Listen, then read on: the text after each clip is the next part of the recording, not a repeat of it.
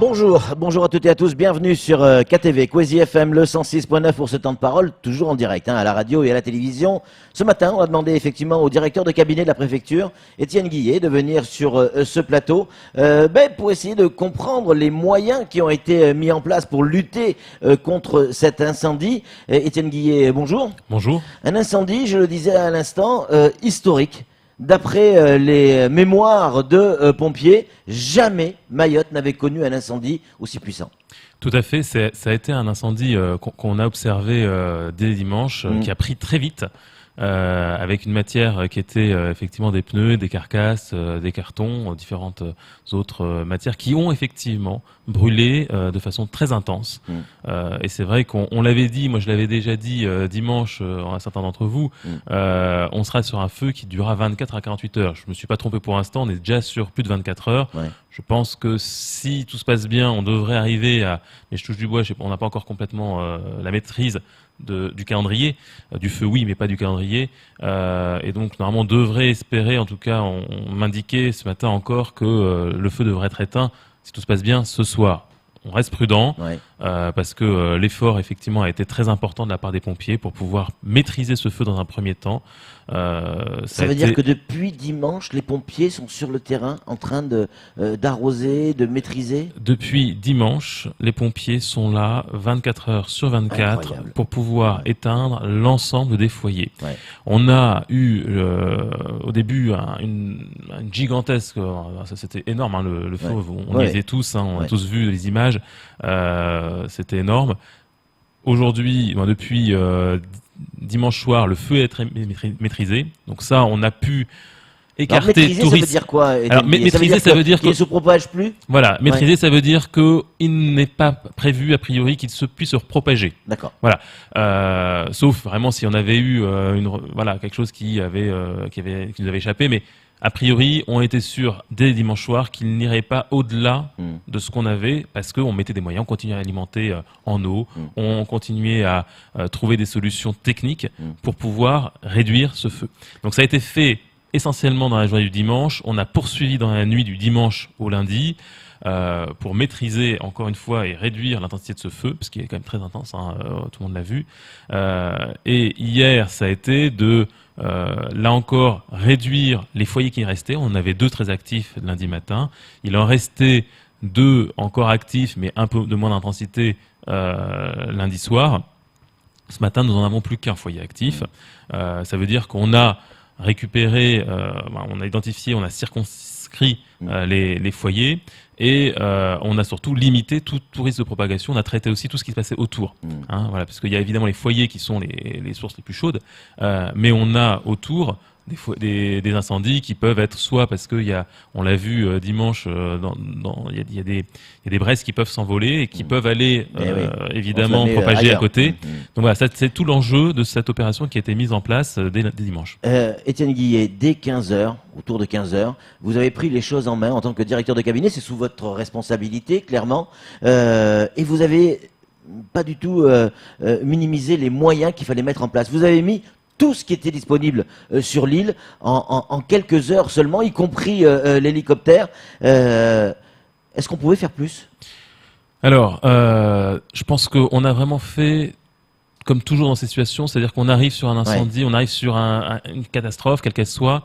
Moi, c'est simple, c'est-à-dire que le directeur de cabinet que je suis, on intervient tout de suite dès que ça devient trop important et que c'est plus du domaine du maire. Voilà, parce que le maire, comme on dit, il est directeur des opérations de secours, ce qui est très bien, mais sur un petit incendie, oui. Bien sûr. Sur un incendie de cette taille-là, évidemment, les conséquences, elles sont largement, elles dépassent largement le secteur de la commune. On a été obligé de chercher des pompiers au-delà des pompiers de Mamoudzou. Oui, des pompiers de Longoni qui sont de Longoni, de Kahani. Voilà, on a cherché un peu sur l'ensemble de l'île, même le Chirongui. Donc voilà, à ce moment-là, c'est effectivement le directeur de cabinet, c'est le préfet qui reprend la main sur ces opérations, qui coordonne l'ensemble des moyens de la réponse opérationnelle. Et donc c'est ce que j'ai effectivement fait dès dimanche avec l'ensemble des services de l'État. Police municipale, mais même la population. On était sur place, Étienne Guillet. On a vu, tout le monde mettait la main à la pâte. Enzo le disait tout à l'heure, il remerciait tout le monde. L'État, la préfecture, les pompiers, la police, mais également la population qui a mis la main à la pâte. Tout à fait. On avait des habitants qui étaient là, qui ont essayé de coordonner, de faire évacuer avec nous les habitants qui étaient autour de cet incendie pour les mettre en zone protégée. Alors justement, ces habitants, ça a été l'une des premières actions que vous avez mis en place, périmètre de sécurité, et vous avez fait évacuer toutes les habitations. Les gens se sont retrouvés sur la route nationale sans trop savoir combien de temps ils allaient rester là. Tout à fait, mais c'est une mesure de protection. Hein. C'est évident qu'on n'a pas le choix, vu la force de l'incendie, vu les fumées qui se dégageaient, vu le fait qu'on ne savait pas au début si on allait pouvoir maîtriser cet incendie. On ne savait pas s'il n'allait pas pouvoir se propager. On a eu plusieurs aspects qui sont des aspects de chance, on peut le dire. Hein, aujourd'hui, un vent qui était assez faible, aussi un feu qui était concentré sur une zone bien précise. Et après, on a eu des moyens des pompiers qui sont arrivés très vite sur zone, qui ont pu travailler ce feu depuis le début, et qui ont eu le secours. Et là, je tiens à souligner parce que on cite évidemment les pompiers, c'est normal, c'est eux qui sont au four et au moulin, je dirais, depuis 48 heures. Donc vraiment un travail énorme qu'ils ont fait, et je crois qu'on peut que tous les remercier. Mais aussi la police qui était là. Mais je veux citer, au-delà des services publics qui font leur travail, mais qui le font avec dévouement et détermination, il y a aussi des entreprises qui nous ont aidés, et je le dis très simplement, il y a Total qui nous a aidés parce qu'il a fourni l'émulseur qui a été utilisé lundi toute la journée pour étouffer ce feu. En fait, ça a fonctionné. Ça fonctionne très bien. C'est des moyens qu'on met effectivement essentiellement sur sur la pétrochimie, pour dire les choses simplement. Donc Total est doté de ces émulseurs, mais très clairement pour Enzo, et vu le feu qu'on avait, c'était utile.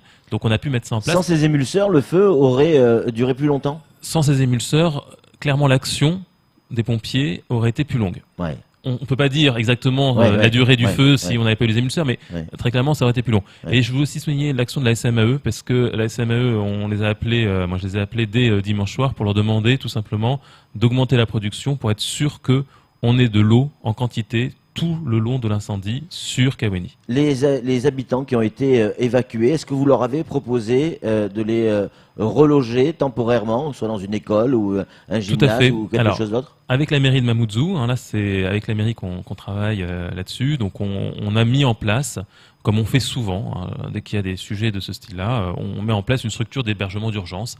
Donc là, on l'avait mis à l'école T17, on avait invité la population qui le souhaitait à se rendre à l'école T17 où la Croix-Rouge avait été déployée pour pouvoir tout simplement apporter des solutions d'hébergement, de nourriture pour les personnes qui, vu l'ampleur du sinistre, avaient été obligées d'être délogées. Alors, autre point qui a été retenu par la presse ce matin, et notamment dans France Mayotte Matin, on le disait tout à l'heure, l'incendie historique. 48 heures après, on aura encore des fumées et quelques flammes. Et 0 blessé. Alors, 0 blessé. Ça aussi, ça va servir de référence, d'expérience? Alors, 0 blessé, pas tout à fait. On a eu un pompier qui a eu un coup de chaud, comme on dit, qui a été traité dès dimanche et qui va bien. Je l'ai vu dimanche soir. Mais donc, à part ce pompier qui a eu un coup de chaud, effectivement, 0 blessé. Et pas de dégâts en dehors de l'entreprise Enzo, même si c'est effectivement très important pour l'entreprise. On a réussi quand même à sauver un certain nombre de matériel de cette entreprise. Voilà, parce qu'on a pu discuter avec Enzo et ses agents pour pouvoir tout simplement dire quelles sont les cibles prioritaires pour eux en termes de conservation, de protection. Et ce qui a permis effectivement de protéger un certain nombre d'habitants, de protéger certaines structures. Donc voilà, on a fait ce travail-là. 0 blessé, oui.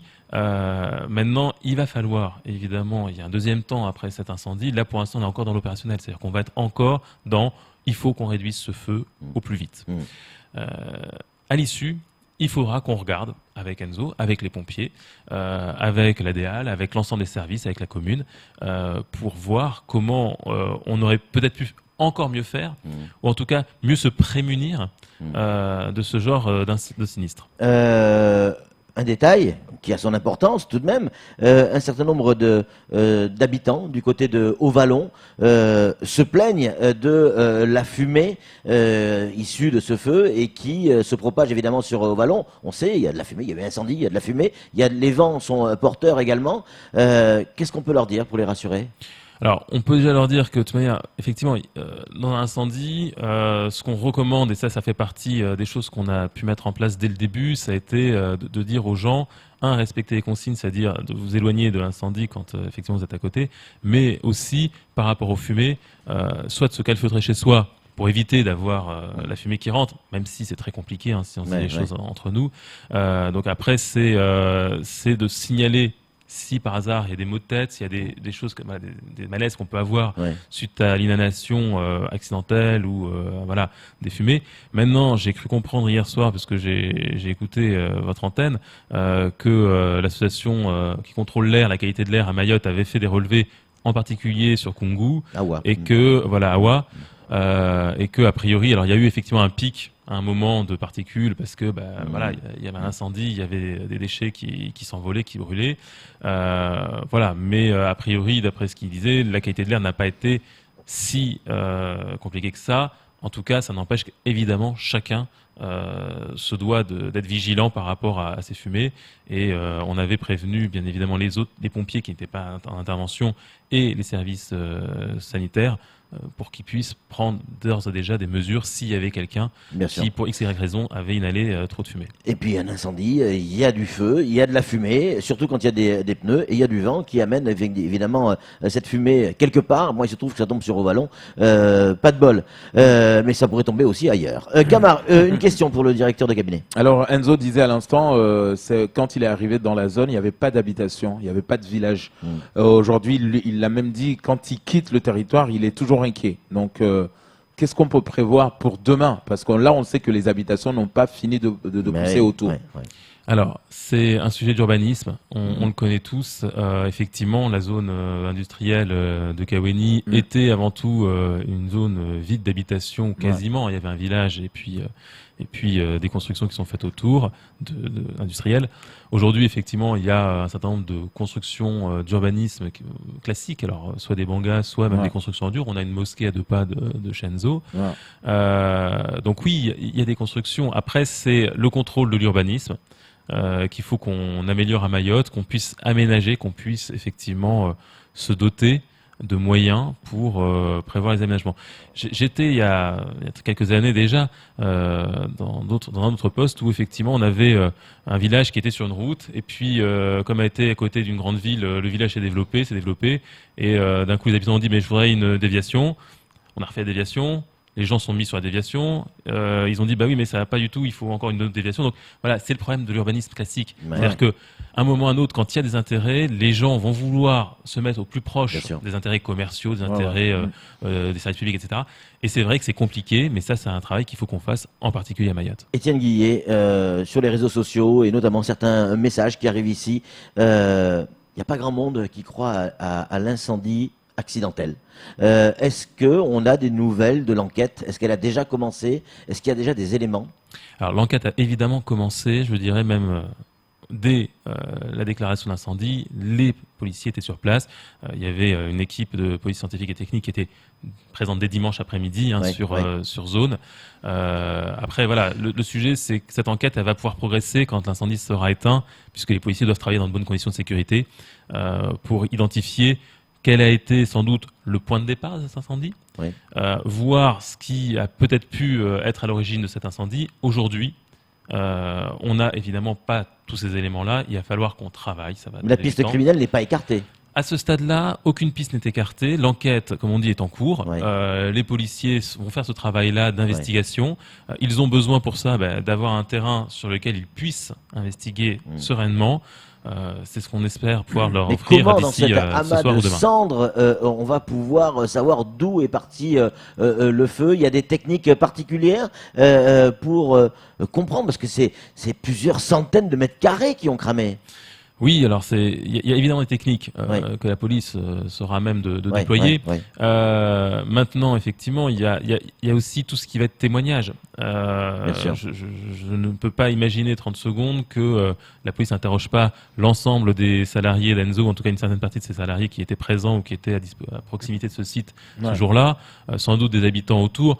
On verra ce que diront les uns et les autres, ce que apportera cette enquête, et à partir de là, on pourra dire oui, s'il y avait soit une logique criminelle, soit accidentelle. J'en sais rien à ce stade.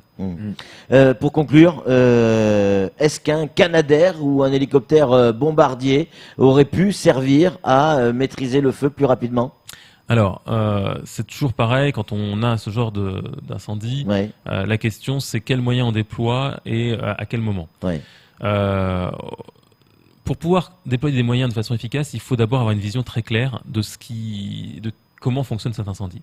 C'est ce qu'on a pu observer en mobilisant l'hélicoptère de la gendarmerie dès le dimanche pour aller en haut, repérer et comprendre où était le foyer, quels étaient les fonctionnements de cet incendie. À partir de là, on a pu dire effectivement il y a besoin ou pas besoin de tel ou tel matériel. Un Canadair aurait sans doute pu être utile si on avait eu ou un hélicoptère bombardier d'eau aurait pu être utile l'un comme l'autre, sans doute si on avait eu un incendie qui s'était éclairé plus tôt. C'est bête à dire, mais le problématique c'est vol de nuit. Eh oui. Or, l'incendie s'est déclaré vers 15 heures. Le temps qu'on puisse avoir une vision concrète, complète de cet incendie, ça a pris du temps. Et c'est normal parce que voilà, faut faire le tour des moyens, faut pouvoir regarder un peu ça d'à côté. Et c'est vrai que on aurait pu prendre une décision. Alors, je vais dire les choses très simplement. On avait dimanche la possibilité d'avoir un hélicoptère bombardier d'eau qui était stationné sur Mayotte. Les gendarmes ont proposé cette aide. Hein. Tout à fait. Ça aurait été refusé, c'est vrai ou c'est faux? Non, ça a été accepté, mais effectivement, le problème qu'on a eu, c'est que le temps qu'on puisse dire « ok, on y va », on était en fin de journée, donc l'hélicoptère nous a dit oui mais non, on peut plus voler. Oui. Voilà, donc on a travaillé autrement, ça nous a obligé à travailler autrement. C'est pas pour autant qu'on n'a pas su travailler cet incendie. L'apport de l'hélico ou du bombardier d'eau, quel qu'il soit, il peut être utile, mais il faut être prudent parce que c'est pas obligatoirement quelque chose qui va. Il faut savoir où est-ce qu'on largue exactement l'eau, parce que le larguer de l'eau quelque part, c'est pas forcément ça qui va être le plus intéressant. Il faut savoir où est-ce qu'on le largue, etc. Donc voilà. Et pas générer plus de dégâts que. Et pas générer plus de dégâts, pas non plus parce que mettre de l'eau depuis le ciel, ça a quand même des conséquences en termes de toiture, en termes de bâtiments. Voilà. Donc tout ça doit s'étudier avant de prendre une décision qui est celle du responsable opérationnel, qui est le directeur du SDIS, des opérations du SDIS. Donc voilà. Juste rajouter par rapport à cette question du matériel.